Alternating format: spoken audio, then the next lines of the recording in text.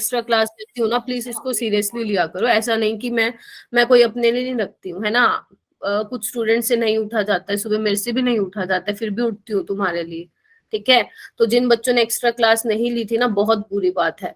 मैं ये एक्सपेक्ट नहीं करती हूँ तुमसे इस स्टेज पे आकर कि टीचर अगर कोई एक्स्ट्रा क्लास कंडक्ट कर रहा है तो तुम अटेंड ना करो, ठीक है। तुम्हारे लिए ही रखी गई थी।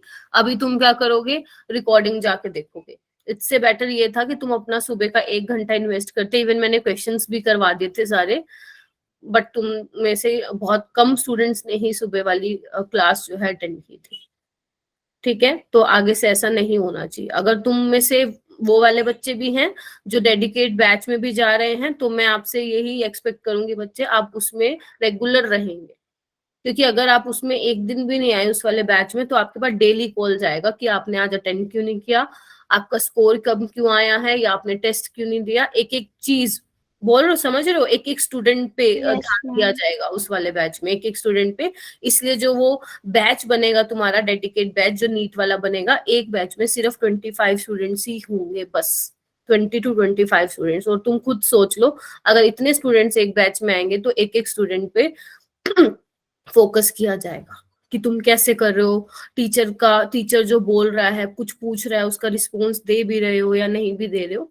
तो ये सब रहने वाला है, ठीक है। खुद मेहनत करोगे तो बहुत अच्छी बात है, नहीं तो मैं फिर खींच के लूंगी तुम सबको, है ना। तो इससे बेटर है मेरे बिना कहे ही कर लिया करो, ठीक है। इतना तो तुम समझदार हो, तुम्हें भी पता है कि हमें क्रैक करना है अपना एग्जाम, ठीक है, और अच्छे कॉलेज में एडमिशन लेना है। तो तुम समझदार हो, किसी को समझाने की जरूरत नहीं होनी चाहिए, ठीक है।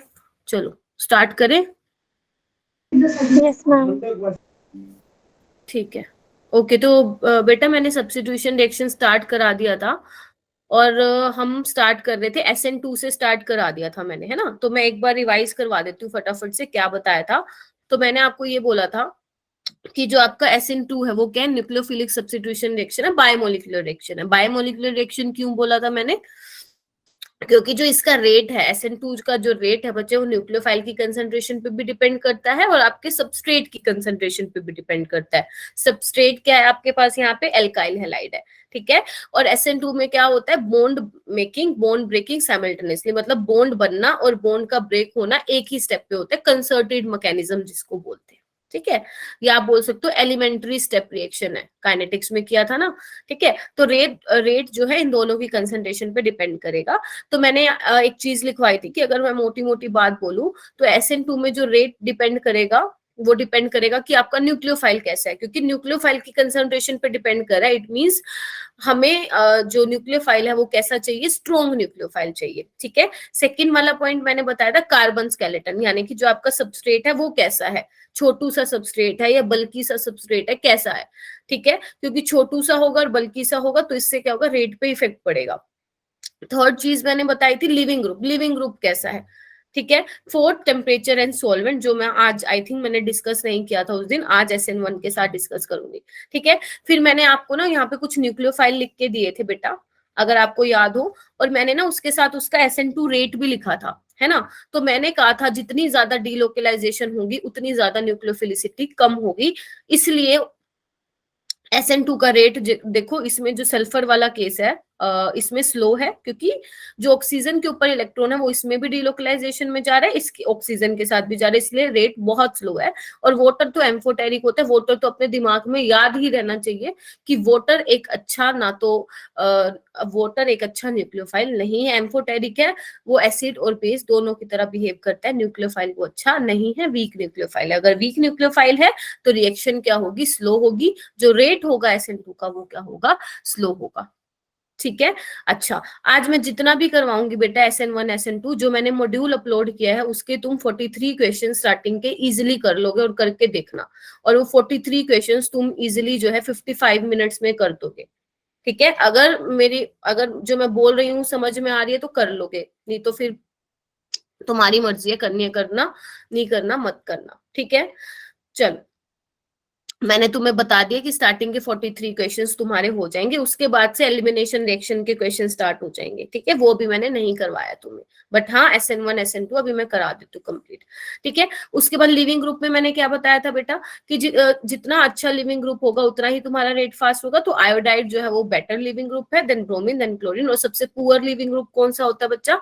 फ्लोरीन होता है। क्लियर है? जैसे CN अच्छा OH नेगेटिव न्यूक्लियोफाइल है, CN नेगेटिव भी अच्छा न्यूक्लियोफाइल है ना, और क्या बोलते हैं, और भी काफी सारे SH, ये भी अच्छा न्यूक्लियोफाइल है। तो काफी सारे तुम्हें देखने को मिलेंगे, जैसे जैसे धीरे धीरे तुम क्वेश्चन की प्रैक्टिस करोगे ना, तुम्हें देखने को मिलेंगे, ठीक है। जो मैं क्लास में ही बता रही हूँ न्यूक्लियोफाइल या कुछ भी बता रही हूँ, मोस्टली तुम्हें वही क्वेश्चन में भी देखने को मिलेंगे। तो इतना ज्यादा मुश्किल नहीं पूछा जाता इस लेवल पे, तो तुम टेंशन मत लो, ऑर्गेनिक ज्यादा टफ नहीं आएगी पेपर में, ठीक है। अच्छा, मैंने इतना ही करवा दिया, इतना ही करवाया था बस,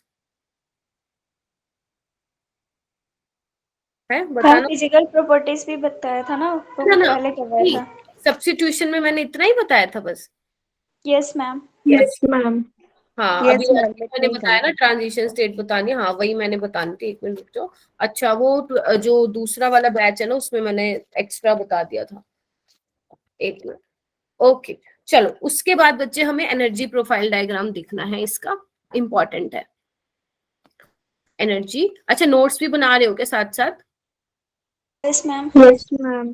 energy profile diagram for SN2 reaction.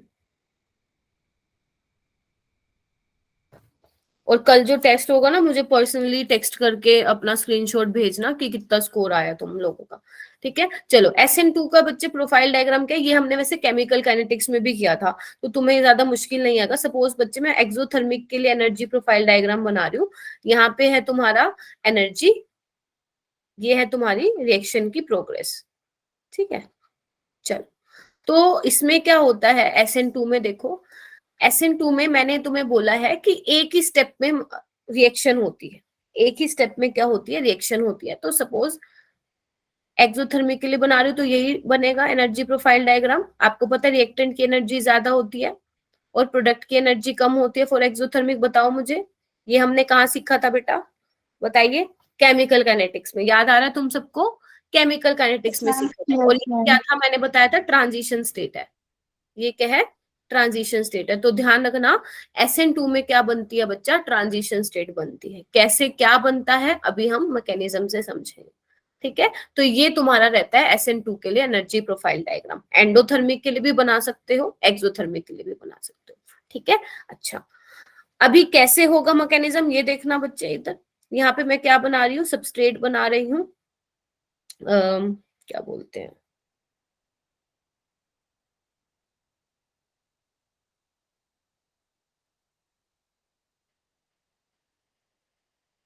ठीक है। यहाँ पे न्यूक्लियोफाइल, ठीक है। तुम्हें पता है 1 स्टेप मैकेनिज्म है। अभी देखो बच्चे, ये क्या मैंने उस पे दिखाया, वेज पे दिखाया है ना। CX क्या है, हेलोजन है। सपोज मान लो यहाँ पे आयोडीन है या ब्रोमीन है। तुम्हें पता है बच्चे न्यूक्लियोफाइल को अटैक करना है। अब तुम खुद सोचो न्यूक्लियोफाइल कहाँ से आएगा, आगे से आएगा या पीछे से आएगा, बताओ। देखो, अगर वो आगे से आया, ध्यान से सुनना, न्यूक्लियोफाइल के पास क्या है, इलेक्ट्रॉन डेंसिटी है। जो आपका लिविंग ग्रुप है, अभी तो हम बोल देंगे इसको हेलोजन है, उसके पास भी इलेक्ट्रॉन है। तो अगर न्यूक्लियोफाइल आगे से आया, अगर न्यूक्लियोफाइल आगे से आया तो क्या होगा, रिपल्शन होगी, यानी कि वो आगे से तो फ्रंट साइड से तो अटैक नहीं करेगा। इतना क्लियर है सबको, है ना। यस। तो न्यूक्लियोफाइल जब भी अटैक करेगा बच्चे, तो उसको प्रॉपर ओरिएंटेशन चाहिए। तो देखो बच्चे, CX का ये सिग्मा बॉन्ड है, ठीक है। मैंने तुम्हें कितनी बार सिखाया है कि जो इलेक्ट्रॉन जाते हैं वो कहाँ जाते हैं, उसके एंटी बॉन्डिंग में जाते हैं, क्योंकि सिग्मा में तो ऑलरेडी इलेक्ट्रॉन है, समझाया है ना मैंने। तो अगर CX का बच्चे सिग्मा बॉन्ड ये है, तो उसका सिग्मा स्टार उसके पीछे होता है। तो अब क्या करेगा, जो ये न्यूक्लियोफाइल है ना, जो ये न्यूक्लियोफाइल के पास इलेक्ट्रॉन डेंसिटी है, वो कहाँ डाल देगा, इसके सिग्मा स्टार में डाल देगा। यानी कि जो न्यूक्लियोफाइल है SN2 के केस में कहां से अटैक करेगा, वो बैक साइड से अटैक करेगा। अभी देखो ट्रांजिशन स्टेट कैसे बनी, न्यूक्लियोसाइड अटैक कर रहा है, ठीक है। ये H, ये H, ये H, और ये क्या है, बाहर की तरफ निकलेगा। ऐसा ही कुछ हो रहा है, bond making and bond breaking simultaneously, समझ पा रहे हो? Yes. Yes, ma'am. Nucleophile negatively charge है और आपका ये हेलोजन भी नेगेटिवली चार्ज है, और ट्रांजिशन स्टेट को ऐसे हम ऊपर हैश से दिखाते हैं। तो ये क्या है बच्चे, तुम्हारी ट्रांजिशन स्टेट है, ट्रांजिशन स्टेट है। ये ट्रांजिशन स्टेट अनस्टेबल, अनस्टेबल क्यों है, कोई बताएगा? Why transition state is unstable? लाइफ पांच वैलेंसी हो रही है कार्बन की। शाबाश, वेरी गुड, क्योंकि ये पेंटावेलेंट है। तुम्हें पता है कार्बन 5 बॉन्ड नहीं बनाता है, ठीक है। अब जैसे इसके 5 बॉन्ड बने, ये फटाक से किस में चेंज हो जाएगा बच्चे, किस में चेंज हो जाएगा? प्रोडक्ट में चेंज हो जाएगा। तो ये तुम्हारा है प्रोडक्ट, ठीक है। मैकेनिज्म समझ में आया? पहले तो ये बताओ कैसे क्या हुआ, क्योंकि इसी पे ही क्वेश्चंस आने होते हैं बच्चे, इसी पे ही क्या आने होते हैं, क्वेश्चंस आने होते हैं।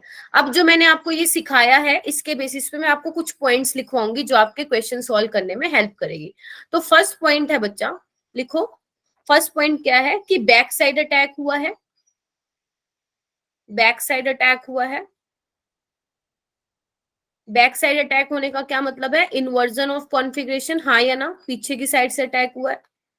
अगर आगे की साइड से अटैक होता तो उसको क्या बोलते हैं हम? रिटेंशन ऑफ कॉन्फ़िगरेशन, है ना। बट SN2 में 100% आपको इन्वर्टेड प्रोडक्ट मिलता है, ठीक है। लिख सकते हो इन SN2 रिएक्शन, लिख सकते हो इन SN2 reaction 100% inverted product is formed, ठीक है। और क्या क्या पॉइंट है, और क्या क्या पॉइंट है? अच्छा मेरी बात ध्यान से सुनो। जो ये है ना इन्वर्जन ऑफ कॉन्फ़िगरेशन, इसको वेल डन इन्वर्जन भी बोला जाता है। जैसे तुम देखा होगा, अगर तुम अम्ब्रेला लेके चलते हो, हवा में क्या होता है, वो एकदम से उल्टा हो जाता है। देखा है कभी? देखा ही होगा सबने, बिल्कुल उल्टा हो जाता है। तो इसका मतलब यही होता है, जब न्यूक्लियोफाइल बैक साइड से अटैक करता है तो उसकी जो पूरी कॉन्फ़िगरेशन है वो चेंज हो जाती है। आज सुबह भी मैं बता रही थी तुम्हें आज सुबह भी मैं बता रही थी तुम्हें, जब मैं स्टीरियो केमिस्ट्री करा रही थी, तो जैसे बैक साइड से अटैक करेगा उसकी कॉन्फ़िगरेशन जो पहले थी उससे अपोजिट हो जाएगी, ठीक है। चलो ओके। तो अच्छा, और चीज क्या है, एक मैं लाइन लिख रही हूँ यहाँ पे, देखना एग्री करते हो या नहीं। More the steric hindrance, more the steric hindrance lesser will be the tendency of nucleophile to attack. बताओ एग्री करते हो इस बात से? क्या बोला मैंने? देखो इधर, यहाँ क्या है बेटा, पेंटावेलेंट ट्रांजिशन स्टेट है। पेंटावेलेंट मतलब वैसे ही कार्बन आपको पता है चार बॉन्ड बनाते हैं, लेकिन यहाँ पे 5 बॉन्ड बन रहा है। क्या हो गया? क्राउडिंग हो गई है। अगर अगर तुम न्यूक्लियोफाइल, अगर तुम ये कार्बन स्केलेटन, इधर देखो ध्यान से, अगर तुम ये कार्बन स्केलेटन बहुत ज्यादा बल्कि ले लोगे, बहुत ज्यादा ऐसा ले लोगे, क्राउडिंग ज्यादा होगी या हिंड्रेंस अगर ज्यादा है आपके सबस्ट्रेट में, तो क्या न्यूक्लियोफाइल अटैक कर पाएगा इजिली? नहीं कर पाएगा, क्योंकि न्यूक्लियोफाइल के पास क्या है? इलेक्ट्रॉन है। अगर तुम अपना सबस्ट्रेट बहुत ज्यादा बल्कि ले लेते हो तो न्यूक्लियोफाइल अटैक कर ही नहीं पाएगा। न्यूक्लियोफाइल को क्या फील होगा? स्टीरिक हिंड्रेंस फील होगा। समझ रहे हो? जैसे अभी ये आसानी से सिग्मा स्टार में अपने इलेक्ट्रॉन डाल पा रहा है, अब इलेक्ट्रॉन डाल पा रहा है, अगर आप बहुत बल्कि ले लोगे, जैसे सपोज आपने ये ले लिया CH3, देखो मैं सारा खोल के दिखा रही हूँ तुम लोगों को, CH3 CH3, मतलब इसको भी अगर खोलोगे तो ये हो जाएगा।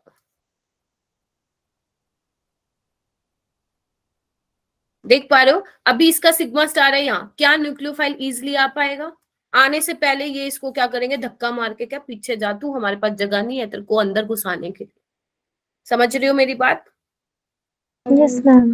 तो अगर मैं ये बोल सकती हूँ, जितनी ज्यादा स्टीरिक हिंड्रेंस होगी उतनी ज्यादा न्यूक्लियोफाइल की कम टेंडेंसी होगी, उसमें कम कैपेबिलिटी होगी कि वो अटैक कर जाए कार्बन पे, ठीक है। Yes ma'am. चलो ठीक है, इतनी बात तो ठीक है। अच्छा, उसके बाद क्या है, एक और चीज लिख रही हूं मैं, electron withdrawing group accelerate the, ध्यान से देखना, बहुत इंपॉर्टेंट क्वेश्चन है ये, तुम्हें सब मिल जाएगा जो मैंने मॉड्यूल अपलोड किया ना। ये अगर रिवाइज करके उन क्वेश्चन को सॉल्व करोगे ना, तुम खुद देखोगे कैसे कैसे क्वेश्चन बनाए हुए हैं उन्होंने, तो इसलिए बोल रही हूँ कर लेना। Electron withdrawing group accelerate the SN2 reaction. अब ये मैम ये कैसे बोल रहे हो आप? अभी ना मैं यहाँ पे क्या करती हूँ, एक एग्जाम्पल लेके दिखाती हूँ तुम लोगों को। NO2 को मैं ऐसे लिखा है, ठीक है, और यहाँ पे है ये, ठीक है। अच्छा, अभी ना मेरी बात ध्यान से सुनो, जो ये बच्चे ट्रांजिशन स्टेट थी, ये कैसी थी? नेगेटिवली चार्ज ट्रांजिशन स्टेट है, हाँ या ना? अगर तुम जीओसी का लेक्चर देख के आए हो तो वहां पे मैंने कार्बन आयन की स्टेबिलिटी के बारे में बताया था। अगर तुमने वो वीडियो देखी है तो मैंने उसमें ये बोला था कि अगर इलेक्ट्रॉन विड्रॉइंग ग्रुप है तो वो क्या करेगा? कार्बन आयन की स्टेबिलिटी को इनहांस करेगा। ऐसे ही मैंने कार्बोकेटाइन में बताया था कि इलेक्ट्रॉन डोनेटिंग ग्रुप जो है कार्बोकेटाइन की स्टेबिलिटी को इनहांस करेगा, ठीक है। तो ऐसी अगर हमारे पास नेगेटिवली चार्ज हमारी ट्रांजिशन स्टेट है, तो अगर मैं इलेक्ट्रॉन विड्रॉइंग ग्रुप ले लूं तो न्यूक्लियोफाइल जो है इजिली अटैक कर पाएगा। कैसे? इधर सुनो ध्यान से सुनना, इधर देखो कैसे दिखा रही हूं मैं,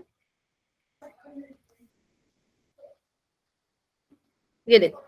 अभी क्या है बच्चे? NO2 क्या है? इसका नेचर कैसा है? इलेक्ट्रॉन विड्रॉइंग नेचर है ना? अपनी तरफ इलेक्ट्रॉन को पुश करेगा। तो क्या होगा? इलेक्ट्रॉन को कैसे पुश करेगा? ऐसे ही पुश करेगा, ये देखो, हाँ या ना? और यहाँ पे आएगा पॉजिटिव चार्ज। तो एक बात बताओ, अगर मैं इलेक्ट्रॉन विड्रॉइंग ग्रुप ले लूं तो वो क्या करेगा? इलेक्ट्रॉन डेंसिटी को पुल करेगा, समझ रहे हो? तो न्यूक्लियोफाइल क्या इजिली अटैक नहीं कर पाएगा? खुद सोचो, बताओ बताओ। Yes, ma'am. हो गए सारे, चुप हो गए। बताओ मुझे समझ में आया या नहीं आया, नहीं तो दोबारा रिपीट करो। मैम नहीं आया, रिपीट कर दो। मैम दोबारा रिपीट कर। देखो बेटा, इलेक्ट्रॉन विड्रॉइंग ग्रुप का मतलब क्या होता है स्तुति? बताओ, इलेक्ट्रॉन विड्रॉइंग ग्रुप का मतलब क्या होता है स्तुति? नहीं देख के आया ना वीडियो जीओसी वाली? जो इलेक्ट्रॉन को अपनी तरफ अट्रैक्ट करता है। इलेक्ट्रॉन को अट्रैक्ट करता है अपनी तरफ। ठीक है, खुद के NO2 साथ। क्या है? इलेक्ट्रॉन विड्रॉइंग ग्रुप है। तो देखो ना, इलेक्ट्रॉन को वो कैसे ले रहे हैं? रेजोनेटिंग स्ट्रक्चर बनाने आते हैं ना तुम लोगों को, तो ये इलेक्ट्रॉन को विड्रॉ ऐसे ही तो करेगा, अरे ऐसे ही तो करेगा यस मैम, रेजोनेटिंग। तो यस अगर मैम। अपनी तरफ अट्रैक्ट करेगा तो बेंजीन रिंग पे क्या आ जाएगा? पॉजिटिव चार्ज आएगा। पॉजिटिव चार्ज आने का क्या मतलब हो गया? कि न्यूक्लियोफाइल इजिली अटैक नहीं करेगा, क्योंकि न्यूक्लियोफाइल के पास क्या है? Electron density. और उसको कहीं ऐसा सिस्टम मिल जाए जिसके पास इलेक्ट्रॉन की कमी है, फटाक से अटैक करेगा। बताओ क्या कहते हो? गुड इवनिंग Yes, तनु। ma'am. अब समझ में आया?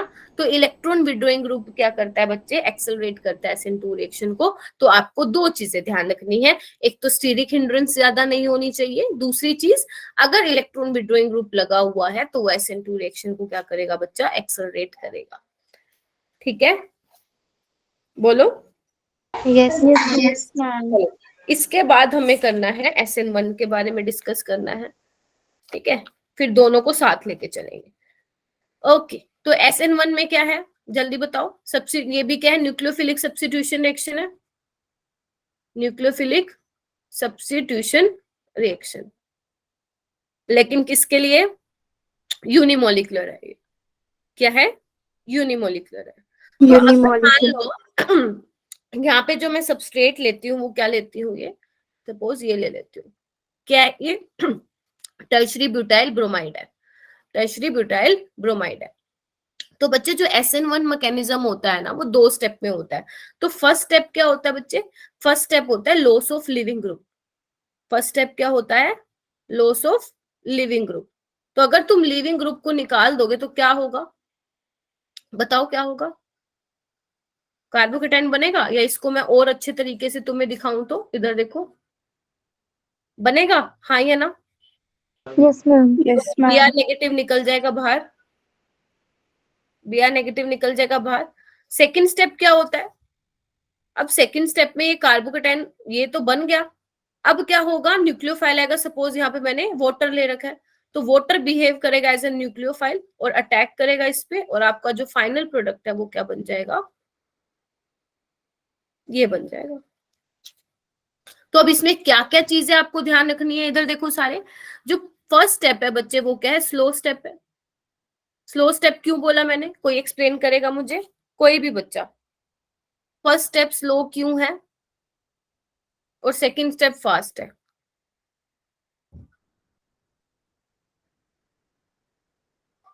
बताइए। अरे एक बात बताओ, C और Br का बॉन्ड ब्रेक हो रहा है, माना कि वीक बॉन्ड है, माना कि वीक बॉन्ड है, बट ब्रेक होगा तो कुछ ना कुछ अमाउंट ऑफ एनर्जी तो तुम्हें देनी पड़ेगी ना, तो अगर देनी पड़ेगी तो स्लो स्टेप होगा। और वैसे भी अगर तुम्हें याद हो, जीओसी देख कर आए हो, तो वहां पे मैंने कहा था जो न्यूट्रल स्पीशीज होती है वो ज्यादा स्टेबल होती है चार्ज स्पीशीज से, दैट इज वाई ये स्लो स्टेप है। ठीक है, अभी यहाँ पे क्या है, कार्बोकेटाइन है, और कार्बोकेटाइन आपको पता बहुत ज्यादा रिएक्टिव होता है, जैसे ही कोई न्यूक्लियोफाइल आएगा फटाक से अटैक करके जो है प्रोडक्ट बनाएगा, दैट इज वाई जो ये सेकंड स्टेप है वो फास्ट स्टेप है। ठीक है, और आपको अच्छे से पता है कि स्लोवेस्ट स्टेप इज, बताओ, determining step. Rate determining step. तो क्या मैं बोल सकती हूँ एसएन के केस में जो रेट है वो किस पे डिपेंड करेगा, सिर्फ सबस्ट्रेट पे डिपेंड करेगा। सबस्ट्रेट कौन है तुम्हारा, एल्काइल हैलाइड है, हाँ या ना। यानी कि जो रेट है बच्चे SN1 के केस में, वो सिर्फ और सिर्फ डिपेंड करेगा तुम्हारा सबस्ट्रेट क्या है, न्यूक्लियोफाइल तुम क्या ले रहे हो उससे कोई मतलब नहीं है। लिखो यहाँ पे, concentration of nucleophile does not effect the rate of SN1। समझे इस चीज को, क्या लिखा मैंने या ऊपर से गया, बताओ। यस मैम, समझ गए। है ना, क्योंकि रेट किस पे डिपेंड कर रहा है, सबस्ट्रेट की कंसंट्रेशन पे डिपेंड कर रहा है। ठीक है, अगर सबस्ट्रेट की कंसंट्रेशन पे डिपेंड कर रहा है तो मतलब न्यूक्लियोफाइल अगर आप वीक भी लेते हो बेटा आप SN1 में, तो भी वो अपना काम कर जाएगा। यहाँ पे 15 स्टूडेंट्स है, जल्दी मुझे चैट बॉक्स में बताओ कि इतना समझ में आया कि नहीं आया, सो दैट मैं आगे चलूं। अभी कुछ बच्चे ये भी सोच रहे होंगे कि मैम आपने BR का अटैक क्यों नहीं कराया, इस पे वाटर का क्यों करवाया, वो मैं आगे बताऊंगी। ठीक है, वो सॉल्वेंट का जब हम रोल देखेंगे तब हम देखेंगे, देख ठीक है। और जूठी हाँ मत भरना, सच्ची सच्ची बोलना, ठीक है। उसके बाद जैसे अगर मैं इसमें भी बोलूं मोटी मोटी बात, तो जो रेट ऑफ SN1 है बच्चे वो किस पे डिपेंड कर गया, एक तो वो डिपेंड कर गया तुम्हारे कार्बन स्केलेटन पे,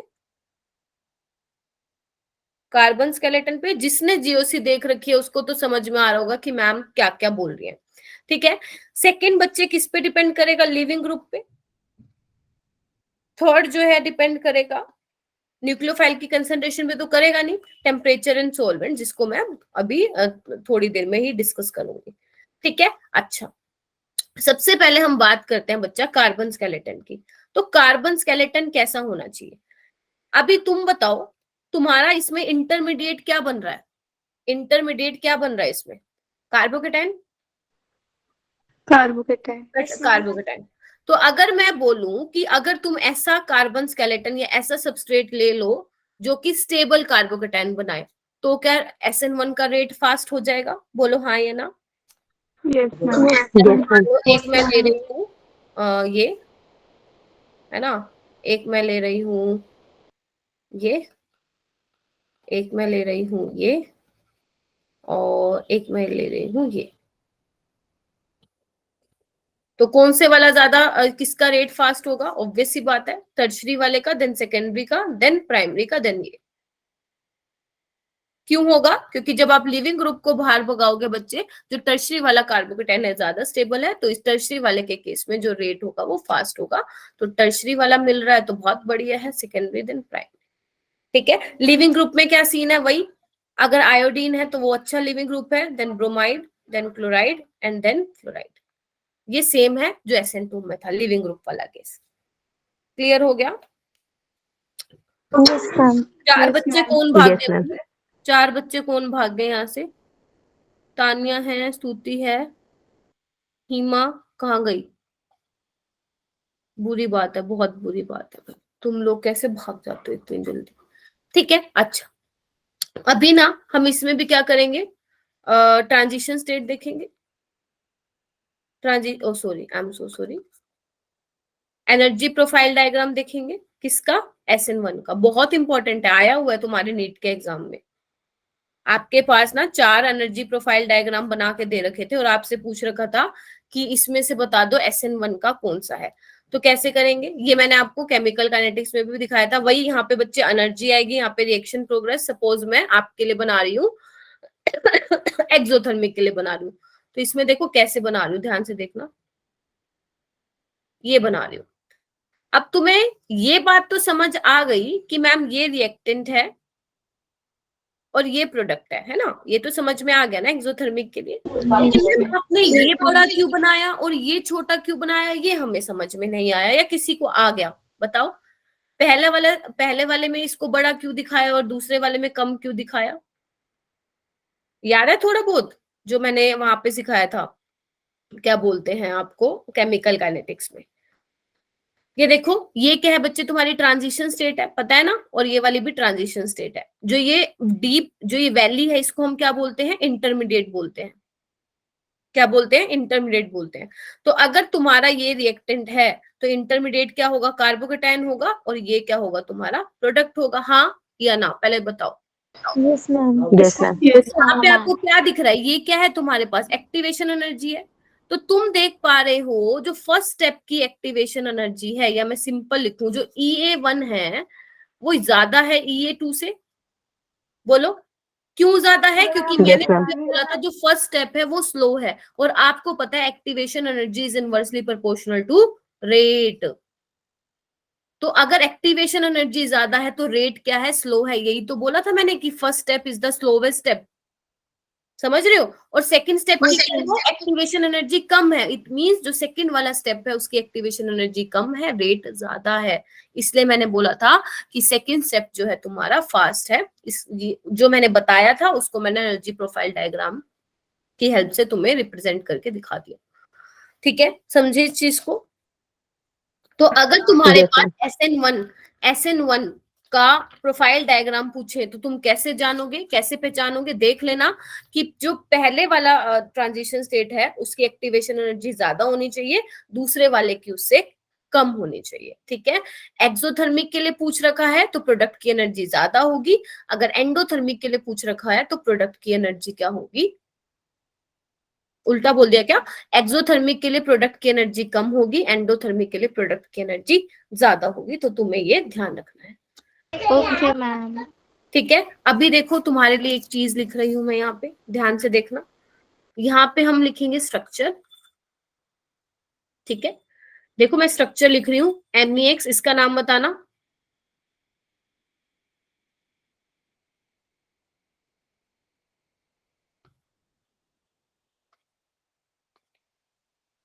क्या बना दिया है मैंने, कोई बताएगा, बताओ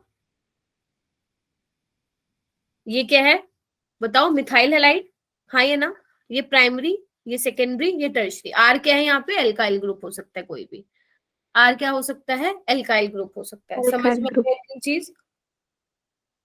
यस मैम। अच्छा, अभी मैंने ये क्या बनवा रही हूँ आपको, बेसिकली अब हम देखेंगे कि कौन से वाले के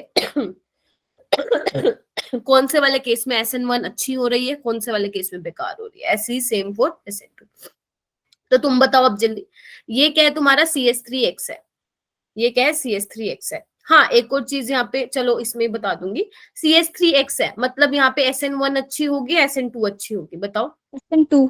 SN2, क्योंकि SN2 में क्या है, क्राउडिंग नहीं होनी चाहिए। तो अगर मैं बोलूं CH3X में सबसे अच्छी होगी, देन प्राइमरी, देन सेकेंडरी, और टर्शरी में तो होगी ही नहीं। ठीक है, तो ये SN1 में तो पुअर होगी और SN2 में गुड होगी। क्या लिख दूं, यस मैम। ऐसे ही अगर मैं प्राइमरी की बात करूं तो प्राइमरी में SN2 गुड होगी और SN1 पुअर होगी। SN2 की अगर मैं बात करूं तो बच्चे यहाँ पे SN1 भी होती है और SN2 भी होती है, दोनों ही होती है मॉडरेट। और अगर मैं टर्शरी की बात करूं तो ये अच्छी होगी और ये पुअर होगी।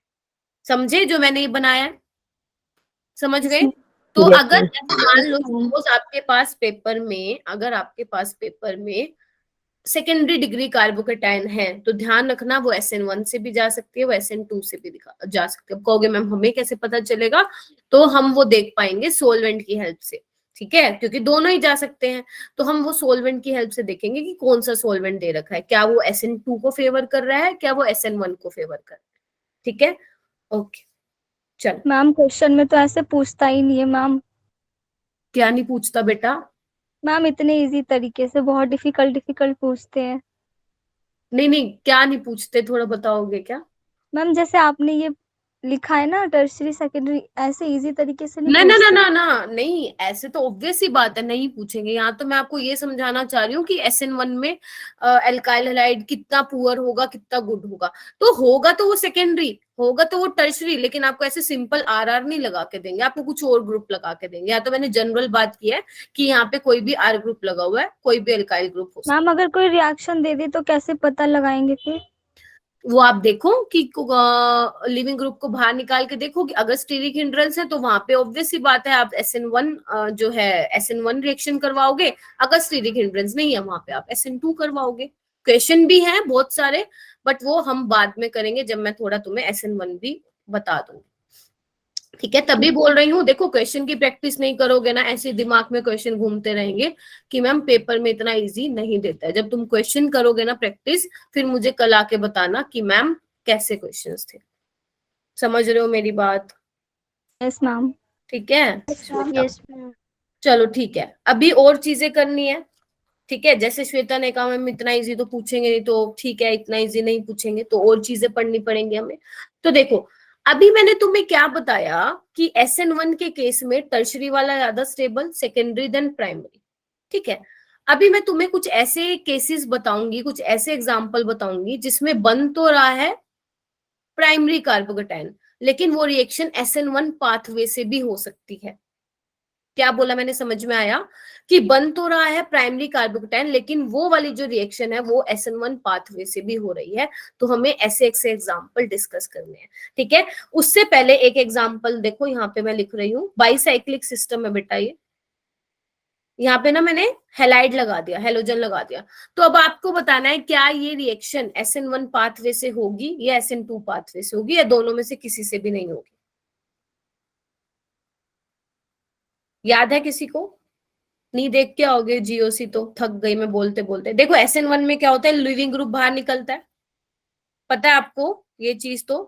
और यहाँ पे आ जाएगा कार्बोकेटाइन।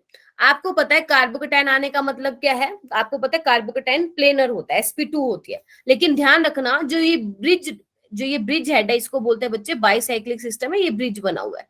ठीक है, ब्रिज हेड पे कभी भी पॉजिटिव चार्ज नहीं आता है, ये कभी प्लेनर बन ही नहीं सकता, can't become planar. Steric hindrance की वजह से, स्ट्रेन की वजह से ये कभी प्लेनर हो ही नहीं सकता। ये किसने बताया था? ये ब्रेड्स ने बताया था। और इस रूल को बोल दिया गया ब्रेड्स रूल। इस रूल को बोल दिया गया ब्रेड्स रूल। ठीक है, समझ रहे हो? ब्रिज हेड पोजीशन पे कभी भी कार्बोकेटाइन की फॉर्मेशन नहीं होती है। तो ध्यान रखना, अगर आप ऐसा सोच रहे हो बनाने का तो नहीं बनेगा। ठीक है, अगर मैं बात करूं SN2 की, तो SN2 में क्या होता है, एक ही स्टेप में न्यूक्लियोफाइल अटैक करता है और उसी स्टेप में आपका लिविंग ग्रुप बाहर निकलता है। अब ये इतना बड़ा सिस्टम है, इतना स्ट्रेन सिस्टम है, क्या न्यूक्लियोफाइल अटैक कर पाएगा? नहीं कर पाएगा। तो SN2 भी यहाँ पे कोई रिएक्शन नहीं देगा। अब बताओ कैसा क्वेश्चन था ये, बढ़िया था कि नहीं था? सारे चुप। बढ़िया था। बढ़िया था। बढ़िया था मैम। कौन पूछा? तो चुप क्यों हो गए तुम लोग हैं? जो क्वेश्चन हमें परेशान करते हैं यही समझ नहीं आ रहा था कि बढ़िया कैसे बोले। अच्छा ठीक है, कोई नहीं, हो जाएगा। ठीक है, बार बार ये क्वेश्चन होते रहते हैं रिपीट एग्जाम में। तो जितनी बार ऐसे क्वेश्चंस को देखोगे उतनी ज्यादा बोलते हैं ना, जितनी ज्यादा प्रैक्टिस करोगे उतना ज्यादा टाइम तक तुम्हें फिर याद रहेंगी चीजें। इवन ये याद भी नहीं, ये हमेशा परमानेंट याद रखेंगी। कुछ ऐसी चीजें होती है ऑर्गेनिक में जो हर चैप्टर में सेम लगती है। ठीक है, अब कार्बोकेटाइन है, नहीं बनता भाई, ब्रिज हेड पे तो नहीं बनता। तो ये चीज ऐसे नहीं है कि आगे जाके चेंज हो जाएगी, जो है यूनिवर्सल है ये चीजें, है ना। तभी मैं बोलती हूँ ऑर्गेनिक का सबसे अच्छा एडवांटेज है, जो पढ़ा दिया बस, वो बोलते ना वो एक ठप्पा लग गया, ये चीज है तो है। और इनऑर्गेनिक की तरह नहीं है हर बार एक्सेप्शन आ रही है, ऐसा नहीं होता इसमें। ठीक है, आगे चले, चलो। Yes ma'am. अभी ना यहाँ पे देखो कुछ मैं मॉलिक्यूल्स ले रही हूँ। ठीक है, पहले मैं बनाती हूँ, तुम भी बनाओ साथ साथ।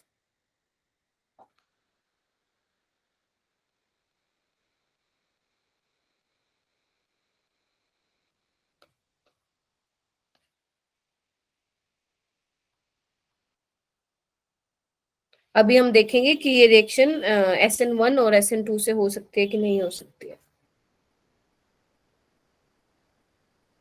ये क्या लिखा है मैंने यहाँ पे, NME2 भी हो सकता है, SME भी हो सकता है, और मिथोक्सी भी हो सकता है। ठीक है, तो इन तीनों में से कुछ भी हो सकता है। ठीक है, चलो पहले यही करते हैं, बाकी हम बाद में डिस्कस करेंगे। यहाँ पे लिखा हुआ है HBr, यहाँ पे भी लिखा हुआ है HBr। ठीक है, चलो करें इन क्वेश्चन को, कैसे होंगे करें। Yes ma'am. ओके, तो Yes, फर्स्ट ma'am. स्टेप कोई बताएगा, फर्स्ट स्टेप कैसे होगा? फर्स्ट स्टेप कैसे होगा बच्चे? ये क्या HBr एसिड है? अच्छा मुझे ये बताओ जल्दी, HF, HCl, HBr और HI, इन चारों में से सबसे स्ट्रॉन्ग एसिड कौन सा है? जल्दी बताओ। सी। हाँ जी, कौन सा? HCl? अर्शिता, अर्शिता का Yes, ma'am. HCl. HCl बोल रहे हो क्या? तो अगर तुम HCl बोल रहे हो तो बहुत गलत बोल रहे हो, ये अच्छा ही होना चाहिए। HI. HI ही होगा। कहाँ पढ़ा था ये तुमने? P ब्लॉक में पढ़ा था। एसिडिक क्या होता है बच्चे? जो H प्लस इजिली दे दो। तो एक बार बताओ, HI की बॉन्ड लेंथ जो है सबसे ज्यादा है, क्योंकि HI का बॉन्ड सबसे ज्यादा वीक है, तो H प्लस इसके केस में ही निकलेगा। तो अगर कोई पूछ ले तो HI सबसे ज्यादा एसिडिक है, देन HBr, देन HCl और HF। ठीक है, उसके बाद देखो HBr क्या एसिड है? एसिड क्या देता है? H प्लस देता है। क्या होगा फर्स्ट स्टेप? बता दो, मान जाऊंगी कि चलो कुछ पढ़ रहे हो ऑर्गेनिक में। फर्स्ट स्टेप क्या होगा, जल्दी बताइए। मैम ये H प्लस है ना, ये लोन पेयर पे अटैक करेगा ऑक्सीजन के। H प्लस नहीं बच्चे, लोन पेयर अटैक, न्यूक्लियोफाइल से इलेक्ट्रोफाइल मूवमेंट होती है। ठीक है बच्चे, तो क्या बनेगा? Okay okay. देखिए, वाटर बन जाएगा, और वाटर को मैं अगर डायरेक्ट बाहर निकाल दूं तो यहाँ पे पॉजिटिव चार्ज आ जाएगा। बताओ हाँ या ना? Yes yes ma'am. मैम। है ना? अभी ना ये सेकेंडरी कार्बोकेटायन है और ये स्टेबल है। रीजन क्या है? रेजोनेंस। तो मैं क्या बोल दूं? Stabilised by resonance. तो ये जो है रिएक्शन आपकी SN1 से होगी। सेकेंडरी कार्बोकेटायन है, मैंने कहा था SN1 से भी हो सकती है, SN2 से भी हो सकती है, तो दोनों से चांसेस है यहाँ पे। ठीक है, वैसे अगर देखा जाए तो SN1 से ज्यादा चांसेस है, क्योंकि ये क्या कर रहा है, कार्बोकेटायन बनते ही क्या कर रहा है, स्टेबलाइज हो रहा है बाय रेजोनेंस। है ना? ऐसी बच्चे अगर मैं इसमें देखूं, इधर देखो, इधर इधर भी यही बनेगा सेम। देखो SN2. Yes ma'am. यहाँ पे आएगा पॉजिटिव चार्ज, यहाँ पे। तो ये भी क्या है, रेजोनेंस स्टेबलाइज्ड है, तो ये भी SN1 पाथवे से जा सकती है। बोलो हाँ या ना? अगर मैं इसकी Yes, बात ma'am. करूं तो अगर मान लो Cl को अगर आप बाहर निकाल देंगे तो क्या बनेगा आपके पास? ये बनेगा CH2 पॉजिटिव। क्या ये भी SN1 से जा सकती है? बिल्कुल जा सकती है। रीजन? Stabilised by. रेजोनेंस। समझ पा रहे हो ना ये वाले सिस्टम? मैं आपको ये सिखाना चाह रही हूँ कि किस किस तरीके से आप कार्बोकेटाइन बना सकते हो। हमेशा ये नहीं कि टर्शरी डिग्री नहीं मिला तो भाई कोई कार्बोकेटाइन स्टेबल नहीं होगा। नहीं, एक बार देख लो कि प्राइमरी कार्बोकेटाइन भी अगर बन रहा है तो किसी वजह, किसी फैक्टर से वो स्टेबलाइज तो नहीं हो रहा, कोई ऐसा ग्रुप तो नहीं लगा हुआ जो उसको स्टेबलाइज कर रहा है। तो ये आपको सारे फैक्टर बच्चे ध्यान में रखने पड़ेंगे। ठीक है, स्टेबलाइज बाय रेजोनेंस। ठीक है, इसमें देखो, अगर इसमें मैं Cl को बाहर निकाल दूं तो क्या बनेगा मेरे पास? OMe, CH2 positive. क्या ये भी जा सकती है SN1 से? बोलो हाँ या ना? यस मैम, जा सकता है। ये ऑक्सीजन का लोन पेयर इसको स्टेबलाइज करेगा रेजोनेंस से। अर्शिता, जो तुम उस दिन पूछ रही थी बैक बॉन्डिंग, यस मैम। ठीक है, अब OMe की जगह SMe भी हो सकता है, NMe2। बेसिकली जिनके पास लोन पेयर है वो स्टेबलाइज कर सकता है। तो ये चारों जो मैंने एग्जांपल लिखवाए आपको, वो प्राइमरी डिग्री, सॉरी क्या बोलते हैं, SN1 पाथवे से जा सकते हैं। ठीक है, उसके अलावा एक और चीज देखो, यहाँ पे मैं यहाँ पे एक पॉइंट लिख रही हूं, electron donating group accelerate the SN1 reaction. ये ज्यादा जल्दी से समझ में आ जाएगा तुम्हें। क्यों बोला? देखो इधर, अगर सपोज यहाँ पे मैं OMe लगा दूं और यहाँ पे लगा दूं Cl, ठीक है। अब आपको पता है बच्चे, कार्बोकेटाइन में फर्स्ट स्टेप क्या होता है? Loss of leaving group. तो मैं अगर यहाँ पे ये बना दूं, ये, या इसके साथ एक और ही ले लूं मैं एग्जांपल, सो दैट मैं आपको कंपेयर करके बता सकूं ये। तो अगर आपसे कोई पूछ ले बच्चे कि इन दोनों में से SN1 का जो रेट है किस वाले केस में ज्यादा होगा, देखो इसमें कोई ग्रुप नहीं लगा हुआ, नीचे वाले में बेंजाइल का, इसको क्या बोलते हैं, बेंजाइल कार्बोकेटाइन बोलते हैं, ठीक है। इसमें क्या है, OMe लगा हुआ, इसका क्या लगेगा, प्लस R इफेक्ट लगेगा, you can say plus M effect लगेगा। तो ये क्या करेगा, रेजोनेंस से क्या करेगा, बेंजाइल कार्बोकेटाइन को क्या कर देगा बच्चा, स्टेबलाइज कर देगा। इसलिए मैंने बोला electron donating group accelerate the SN1 reaction, electron withdrawing group accelerate the SN2 reaction. SN2 reaction. Clear हो गया सबको? Yes ma'am. Yes ma'am. चलो अभी यहाँ पे नोट बना के लिखो, अभी यहाँ पे नोट बना के लिखो। एक है ये और एक है सपोज ये, ठीक है। अब मैं इसमें जानना चाहती हूं कि SN1 और SN2 का क्या रेट होगा, स्लो होगा, फास्ट होगा या कैसे होगा। तो सबसे पहले हम बात करते हैं बच्चे यहाँ पे SN1 की। तो SN1 यहाँ पे क्या होगी क्या, क्योंकि अगर आप SN1 में लिविंग ग्रुप को बाहर निकाल दो तो कार्बोकेटाइन यहाँ पे आएगा which is your primary carbocation.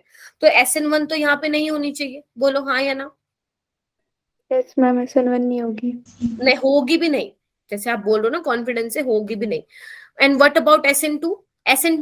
SN2 में आप कहोगे मैम आपने बताया था कि न्यूक्लियोफाइल अटैक करता है, तो न्यूक्लियोफाइल अटैक तो करेगा, लेकिन ये तीन इतने मल्टी ग्रुप हैं तो कैसे करेगा।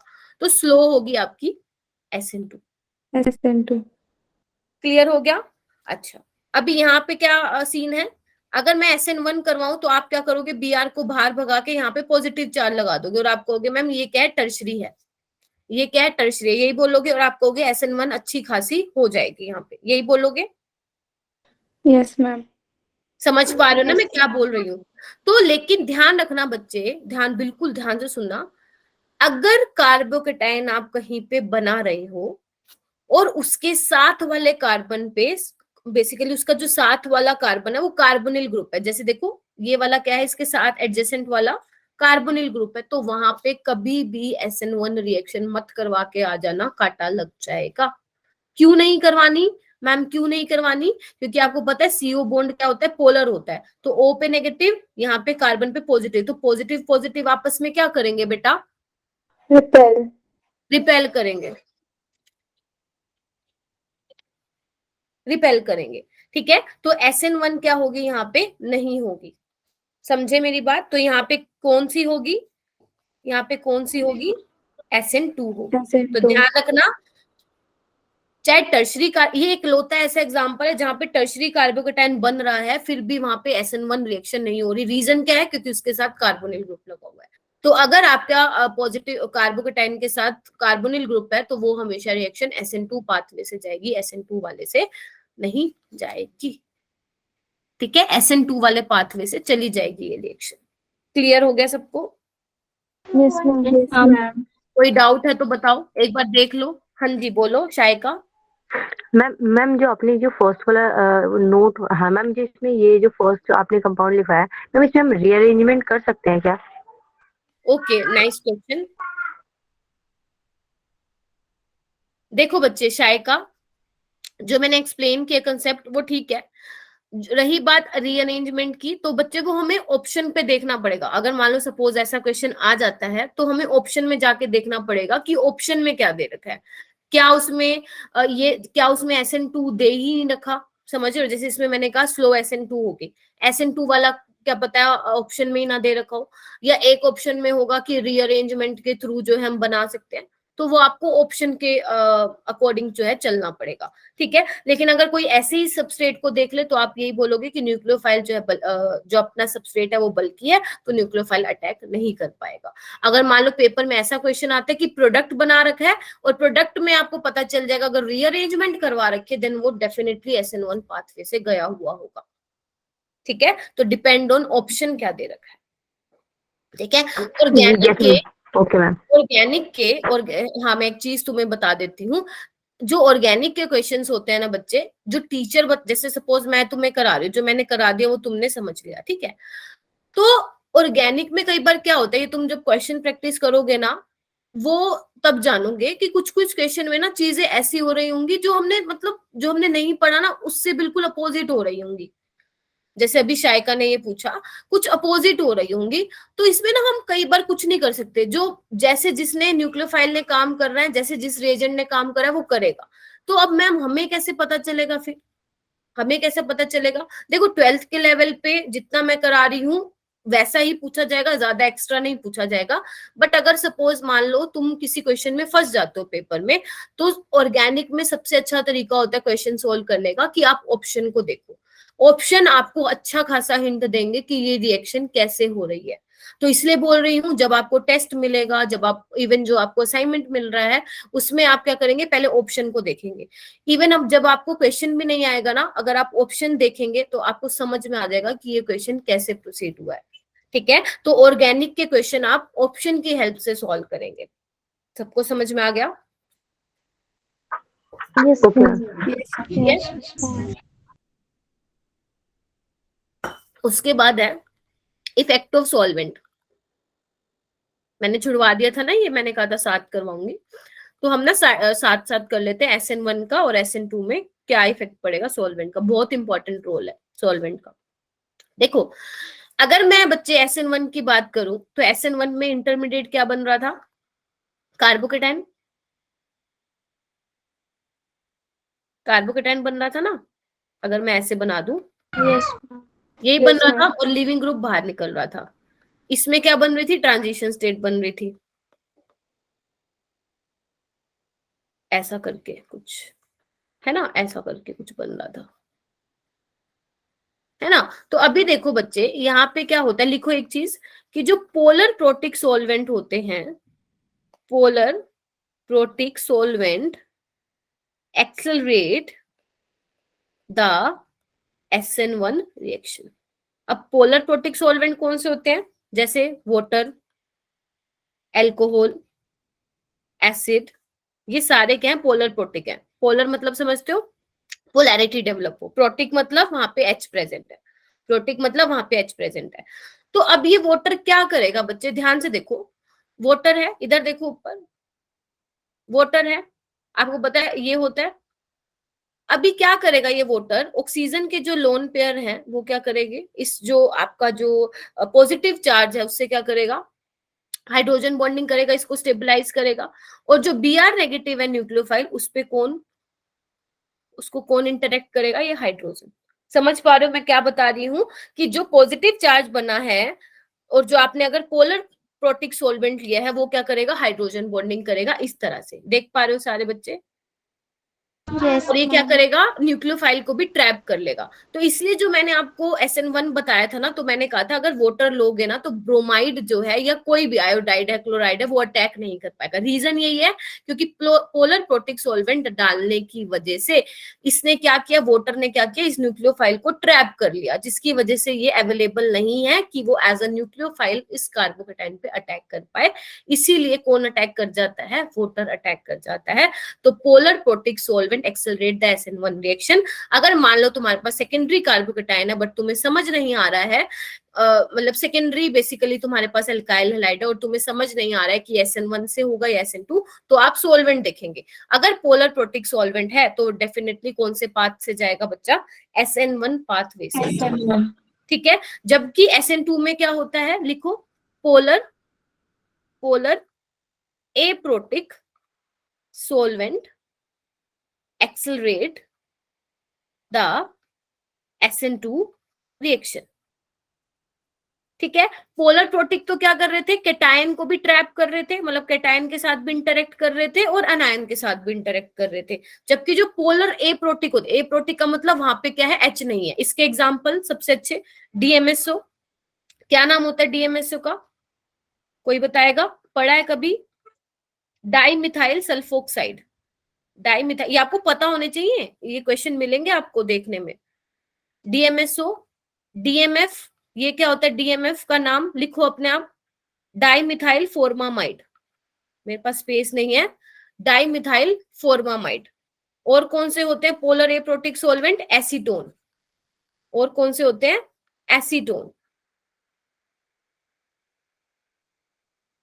और कौन से होते हैं, एसीटोन। समझ रहे हो?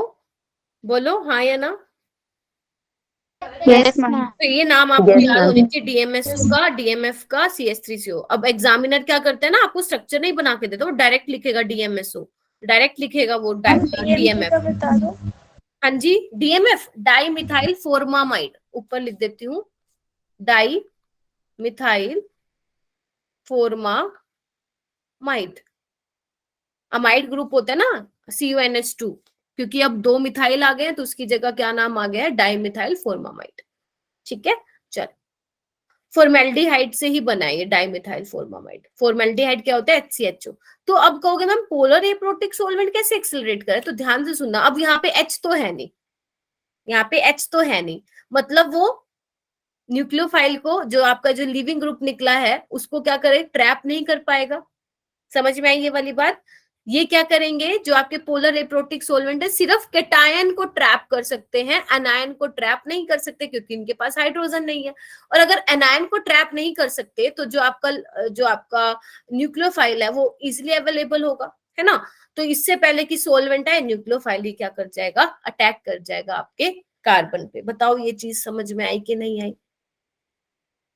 रिपीट कर दो ये। देखो मैं ना एक काम करती हूँ, ये ऊपर से हटा देती हूँ। देखो जैसे सपोज मैं ये ले लेती हूँ,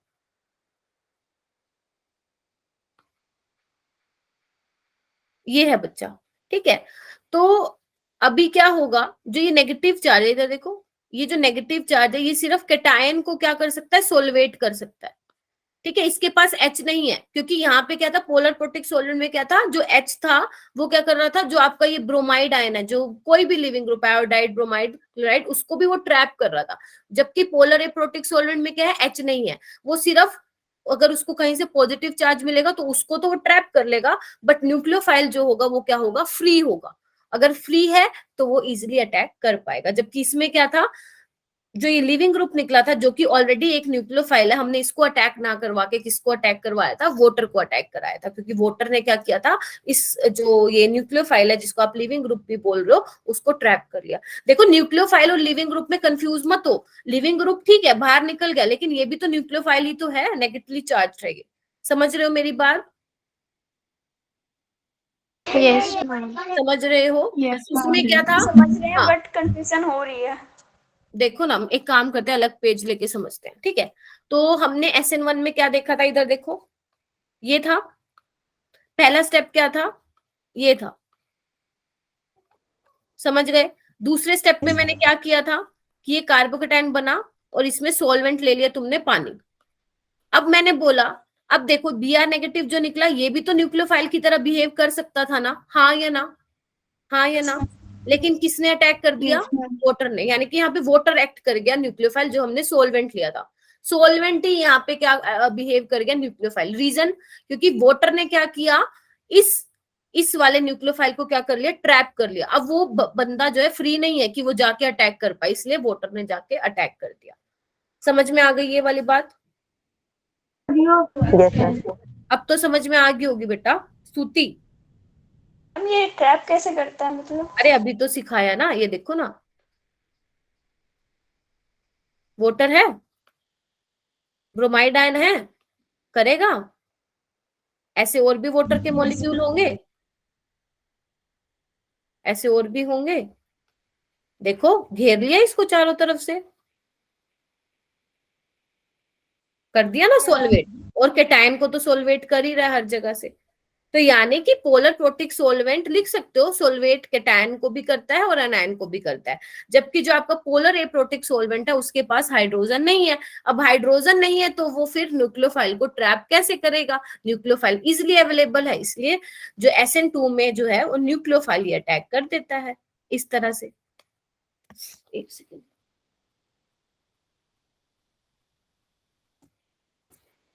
ठीक है, इस तरह से।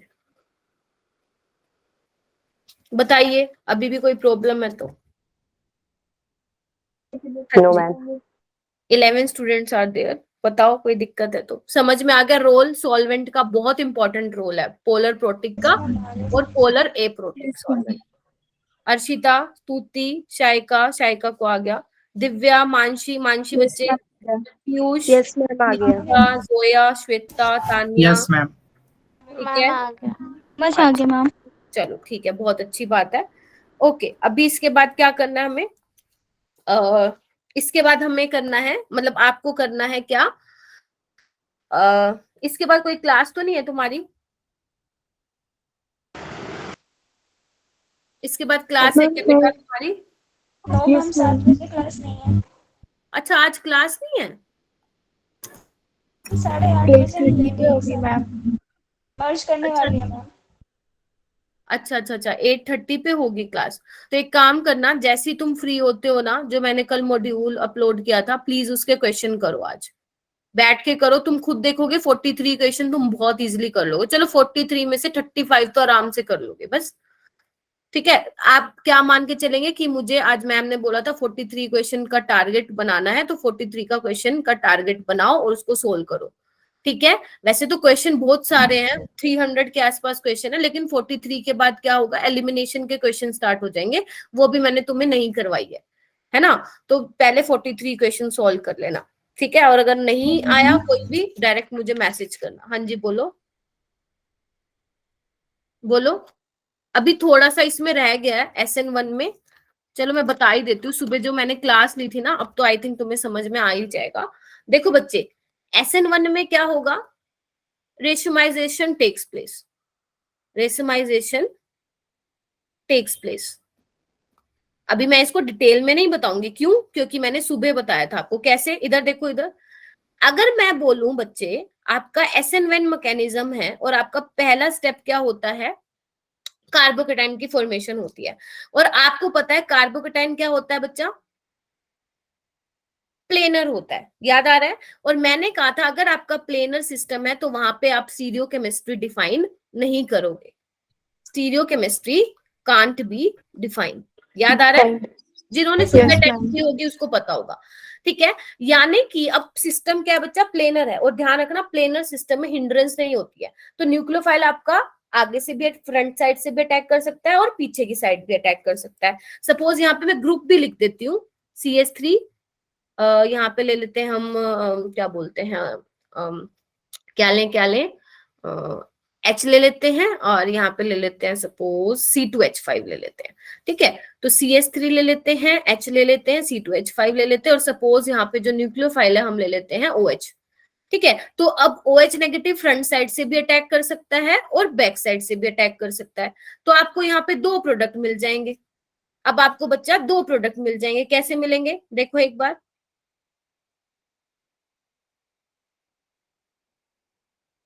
CS3 C2H5, suppose OH front side से आ रहा है और H जो है बैक साइड पे चला गया।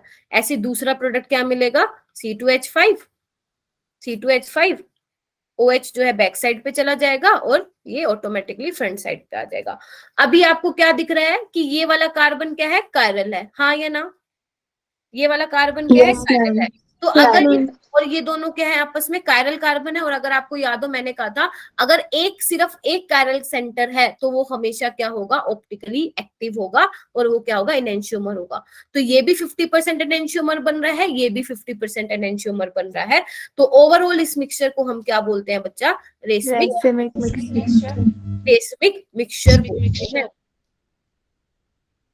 ठीक है। और ये पूरा मिक्सचर कैसा होता है, ऑप्टिकली इनएक्टिव होता है। क्यों ऑप्टिकली इनएक्टिव होता है, 50% एक एनेंशियोमर बना, वो पोलराइज लाइट को suppose right hand side rotate कर रहा है, और दूसरा 50% उसकी अपोजिट साइड रोटेट कर रहा है, क्योंकि अपोजिट कॉन्फ़िगरेशन के हो गए ना ये। तो ओवरऑल क्या कर देंगे, एक दूसरे को कैंसिल कर देंगे। तो ओवरऑल जो आपका रेसमिक मिक्सचर होगा बच्चा, वो ऑप्टिकली इनएक्टिव होगा। लेकिन एक और क्वेश्चन भी यहां से पूछा गया है, क्या पूछा गया है, एक और क्वेश्चन ये पूछा गया है कि एक तो आपको इन्वर्टेड प्रोडक्ट मिलेगा, मतलब एक तो फ्रंट साइड से अटैक कराया है जहां से लिविंग ग्रुप गया है, यानी कि जहां से BR गया है, तो एक 50% रिटेंशन मिलेगा और 50% इन्वर्जन मिलेगा, हाँ या ना। लेकिन ऐसा एक्चुअल में नहीं होता है बेटा, ऐसा एक्चुअल में नहीं होता है। जो ये इन्वर्जन वाला प्रोडक्ट होता है वो थोड़ा आपको ज्यादा अमाउंट में मिलता है, समझ रहे हो। अगर आप बोल रहे हो 50% रिटेंशन 50% इन्वर्जन, लेकिन एक्चुअल में ऐसा नहीं होता है। जो इन्वर्टेड प्रोडक्ट होता है वो एज कंपेयर टू रिटेंशन थोड़ा ज्यादा होता है। क्यों होता है? वही सेम चीज है कि अगर आगे से आएगा, मतलब जब आगे से अप्रोच करेगा, माना कि प्लेनर में हिंड्रेंस नहीं है लेकिन आगे से आने में उसको थोड़ा सा डिफिकल्टी होगी, पीछे से वो बहुत इजीली आ सकता है, तो हल्का फुल्का फर्क हो जाता है। इसीलिए जो इन्वर्टेड प्रोडक्ट है इन केस ऑफ एनएस तो SN1 वो थोड़ा ज्यादा मिलता है as compared to retention. Clear हो गया? पहली चीज रेसमिक मिक्सचर मिलेगा। अगर आपसे कोई पूछ ले इन्वर्टेड इन्वर्जन ज्यादा मिलता है या रिटेंशन, तो आप क्या बोलोगे? जो इन्वर्जन वाला आपके पास प्रोडक्ट है वो ज्यादा मिलता है। क्लियर है सबको? और अगर मैं SN2 की बात करूं तो 100% कौन सा प्रोडक्ट मिलता है? इन्वर्टेड प्रोडक्ट मिलता है। क्लियर है सबको? बोलो। Yes ma'am. तो नहीं है? फिर बोल रही हूँ कार्बोकेटाइन प्लेनर होता है, न्यूक्लियोफाइल फ्रंट से भी अटैक कर सकता है, बैक साइड से भी अटैक कर सकता है, तो आपको दो तरह के एनेंशियोमर मिलेंगे।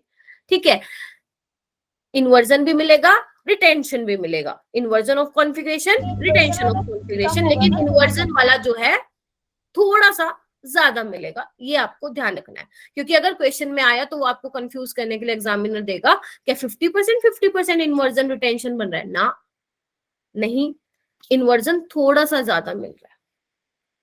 ठीक है, लेकिन पूरा मिक्सचर कैसा है? Racemic mixture. तूती कुछ कह रहे थे आप? क्लियर हो गया मैम। क्लियर है सबको? ठीक है, ओके ओके ओके। अच्छा, मैंने ये वाली बात बता दी थी मॉर्निंग वाली क्लास में, अगर मॉलिक्यूल में एक ही कायरल कार्बन एटम है देन वो ऑप्टिकली एक्टिव होगा, अभी मैंने बता दिया। अगर मॉलिक्यूल में एक से ज्यादा कायरल कार्बन एटम है तो वो कायरल हो भी सकता है या नहीं भी हो सकता है। एग्जाम्पल मैंने कौन सा बताया था स्तुति, जल्दी बताओ। मीसो टार्टरिक हाँ, मीसो टार्टरिक एसिड बताया था, जिसमें एक से ज्यादा कायरल सेंटर थे, बट वो भी क्या था? ऑप्टिकली इनएक्टिव था। रीजन क्या था? Plane of symmetry present. Of symmetry. ठीक है, क्लियर है सबको? Yes ma'am. ठीक है, चलो वैसे तो ऑलमोस्ट सारा हो गया, कुछ थोड़ा बहुत रहता होगा तो हम नेक्स्ट क्लास में डिस्कस कर लेंगे, है ना। आप वो 43 क्वेश्चंस आराम से कर सकते हो। ठीक है, ओके मैम। बहुत है आज Okay, के लिए ma'am. इतना, बहुत है आज के लिए इतना। Yes ma'am. Yes ma'am. Yes ma'am.